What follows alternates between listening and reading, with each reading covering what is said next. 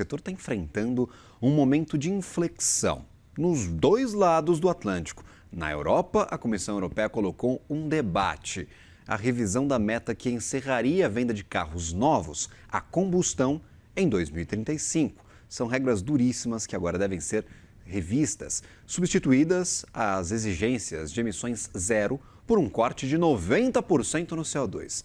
Já nos Estados Unidos, o governo tem a proposta de afrouxar as regras de eficiência e estimular os veículos menos econômicos com impacto direto no consumo de combustível e também nas emissões.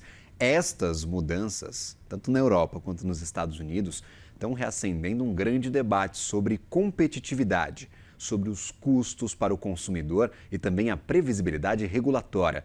Para analisar este cenário, claro, chamamos aqui à nossa tela Pedro Cortes, analista de clima e meio ambiente da CNN Brasil. Pedro, que prazer tê-lo por aqui no Morning Call, meu caro. Temos aí uma mudança, a Europa sempre na vanguarda das regulações ambientais, com Euro 5, 6, 7, que são duríssimas, mas agora afrouxando um pouquinho essa corda. O que explica esse movimento de flexibilização de regras, tanto na Europa quanto nos Estados Unidos, basicamente de forma simultânea? Bom dia, Gabriel. Bom dia a todos. Um prazer estar aqui com vocês. No caso dos Estados Unidos, houve uma pressão forte das empresas de petróleo, porque os Estados Unidos eles vão ter um excedente de produção, né, um recorde de produção agora entre 2025 e 2026. Essa produção deve se manter também em 2027.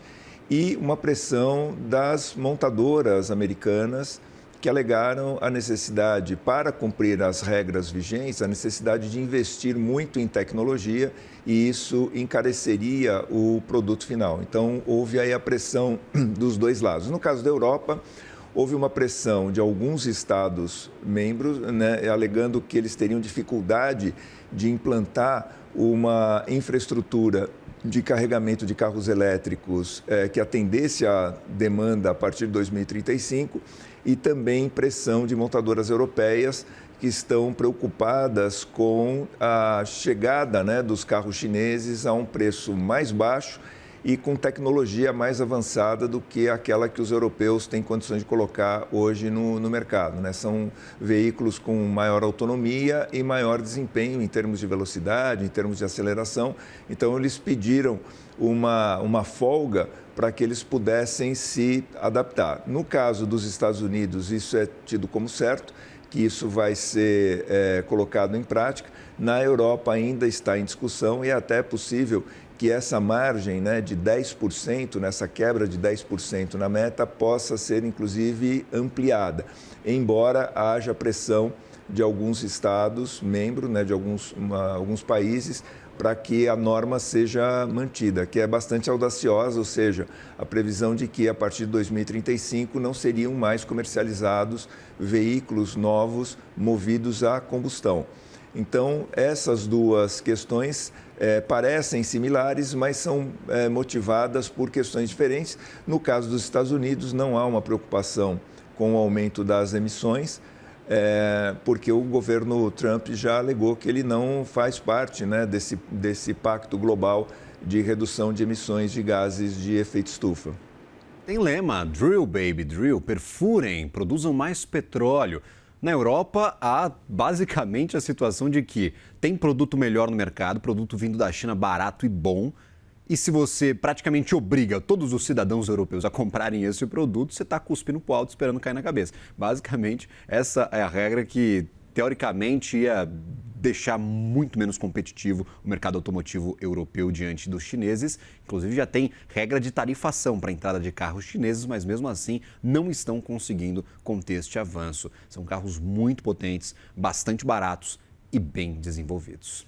Por favor, Pedro, fica à Desculpa. vontade. Inclusive, há montadoras europeias que migraram plantas para a China, buscando usufruir dessa tecnologia chinesa, ou seja, um projeto europeu executado na China, usando parte da tecnologia chinesa para produzir carros que são mais adequados a esse perfil competitivo que a China impõe ao mercado europeu e ao mercado sul-americano também, onde ela atua com bastante vigor. Perfeito. Vamos lembrar alguns exemplos aqui. A Stellantis, que é uma das maiores montadoras de carros do mundo, tem as maiores montadoras dentro do seu corpo de marcas. Ela comprou uma startup, a Leapmotor, lá na China. Então, comprou uma empresa chinesa para desenvolver carros na China e vender na Europa. Então, ela foi para lá para trazer os carros de volta para o continente europeu. Realmente estão tentando abraçar essa tecnologia. E aí, quando a gente, claro, fala de CNN Money, a gente olha sempre pelo ponto de vista econômico, Pedro. Quem ganha e quem perde com essas mudanças que estão sendo propostas? Nos Estados Unidos, a alegação das montadoras é que eles conseguiriam, com o abrandamento dessas regras, eles conseguiriam colocar no mercado um carro cerca de $900 mais barato. Mas veja, isso num primeiro momento pode parecer bastante atraente para os consumidores, no entanto, eles vão gastar mais em combustível ao longo da vida útil do veículo, né? Então, uma economia inicial que pode ser interessante, ela vai se dissipando ao longo da vida útil pelo maior consumo de combustível. No caso da Europa, não há necessariamente o beneficiário é a indústria automobilística local que tenta se adaptar, melhor se adaptar a esse novo contexto. Para o consumidor, não vai fazer uma diferença tão grande, tão significativa, até porque a oferta de veículos a combustão, veículos normais ou híbridos, vai atender apenas uma parcela do mercado, então os consumidores vão ter algumas opções a mais, mas não muitas opções, porque há uma previsão de que haja um abrandamento dessa regra, mas não a eliminação total dela, não uma flexibilização total. Então, os consumidores poderão ter maior benefício aí em termos de oferta de veículos, mas dos dois lados as pessoas acabam perdendo, porque isso contribui para que o ar continue mais poluído, né? E isso acaba prejudicando a saúde das pessoas. Ou seja, no final, o consumidor, no meu entendimento, não é beneficiado por nenhuma dessas duas regras. Perfeito. Pedro Cortes, obrigado por nos explicar, talvez, estes passos atrás da regulamentação ambiental em ambos os países, no caso, nos Estados Unidos e na Europa como um todo. Sempre bem-vindo. Uma ótima sexta-feira a você. Se eu não lhe vir ao vivo, eu vou te ver nos corredores, mas desejo aqui oficialmente boas festas a você, meu caro. Boas festas a todos. Eu devo voltar agora depois do Natal, na próxima sexta-feira. Então, para aqueles que eu não encontrar, um bom Natal, né? A gente se vê um pouco antes do Ano Novo. Valeu, meu caro. Nos vemos.